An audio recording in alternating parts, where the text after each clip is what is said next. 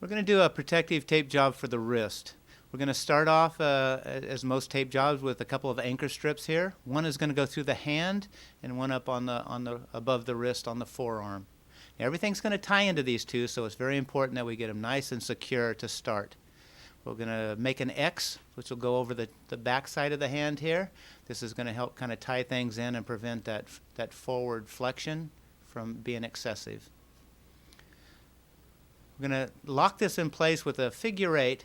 Every time I go through the thumb and index finger, I'm going to pinch the tape to make it smaller and make it more accommodating in terms of getting around the thumb area without pinching on the web of the thumb.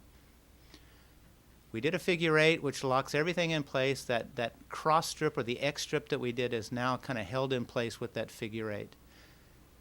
At this point, I want to close in all that open skin area, so I'm going to ask you to go from side to side, from one side of the anchor strip to the other, halfway overlapping. That's our golden rule.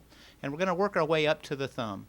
Now, we don't want to be on the thumb because there's not a problem with the thumb. It's a wrist that we're trying to protect here. So I call these basket weaves, and you can see that that's filled in most of the space that was open before. We're going to come back and we're going to do 3 continuous figure 8s. So we go around the hand, around the wrist, that's 1. Pinching every time we go through the thumb and index finger. There's my second figure 8, and I'm going to finish up with a third figure 8.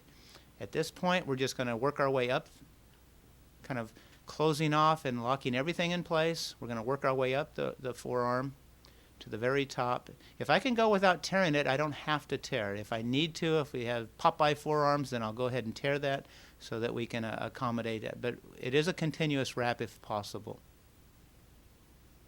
Okay. That's it. So this is